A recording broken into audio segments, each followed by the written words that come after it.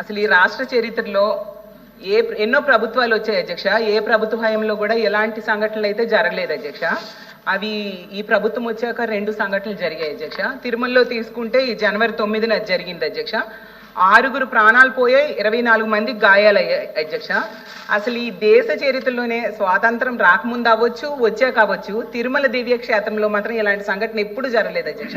అది ఇప్పుడు జరగడం నిజంగా దురదృష్టకరం. ఈ సంఘటన జరగడం నిజంగా ఇందులో రాష్ట్ర ప్రభుత్వ వైఫల్యము, అలాగే టీటీడీ పాలక మండలి వైఫల్యం క్లియర్ గా కనిపిస్తుంది. ఏర్పాటు చేయడంలో వాళ్ళు ఘోరంగా విఫలమయ్యారు అధ్యక్ష. అలాగే అది ఆ సంఘటన జరగకముందే సింహాచలంలో ఇలాగ 7 చనిపోయారు గోడ కూలి అధ్యక్ష. అసలు నా క్వశ్చన్ ఏంటంటే, ఇప్పుడు తిరుపతి విషయం తీసుకుంటే ఆ సంఘటన జరిగిన వెంటనే ఈస్ట్ ఎంఆర్ పల్లి పోలీస్ స్టేషన్లో 2 ఎంఆర్ఓలు పోలీసులకు ఫిర్యాదు చేశారు అధ్యక్ష. ఈ రోజు వరకు ఏ ఒక్కరిపైనైనా బాధ్యులపైన పోలీసులు చర్యలు తీసుకొని అరెస్ట్ చేశారా అని నేను అడుగుతున్నాను అధ్యక్ష. చేయకపోతే ఎందుకు అరెస్ట్ చేయడంలో విఫలమయ్యారు అని.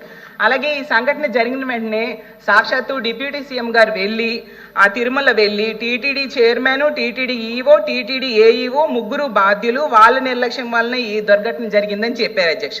మరి వాళ్ళ నిర్లక్ష్యం వలన జరిగిందని డిప్యూటీ సీఎం గారే చెప్పారు కదా అధ్యక్ష. వాళ్ళ మీద ఏమైనా చర్యలు ప్రభుత్వం తీసుకుందా అని అడుగుతున్నాను అధ్యక్ష. అలాగే టీటీడీ పాలక మండలి సభ్యులు ఈ మరణించిన వాళ్ళ కుటుంబాల దగ్గరికి వెళ్ళి క్షమాపణ చెప్పాలి అనేసి ఆ రోజు డిప్యూటీ సీఎం గారు చెప్పారు అధ్యక్ష. ఎవరైనా చెప్పారా అని మీ ద్వారా అడుగుతున్నాను అధ్యక్ష. అలాగే సౌకర్యాలు కల్పించే బాధ్యత టీటీడీ పాలక మండలిదని సాక్షాత్తు సీఎం గారు చెప్పారు అధ్యక్ష. పాలక మండలి మీద ఏమైనా చర్యలు తీసుకున్నారని అడుగుతున్నాను. అంతేకాకుండా సీఎం గారు చెప్పారు అధ్యక్ష, 6 చనిపోయారు కదా, వాళ్ళకి కాంట్రాక్ట్ ఉద్యోగాలు ఇస్తాము అని చెప్పారు అధ్యక్ష. ఎవరికైనా కాంట్రాక్ట్ ఉద్యోగాలు ఇచ్చారా మంత్రి గారు చెప్పాల్సిందిగా మీ ద్వారా అడుగుతున్నాను అధ్యక్ష. మరో ముఖ్యమైనది ఏంటంటే, దీనికి బాధ్యుడు అనేసి ఆ జిల్లా ఎస్పీని బదిలీ చేయడం సీఎం గారే చేశారు అధ్యక్ష.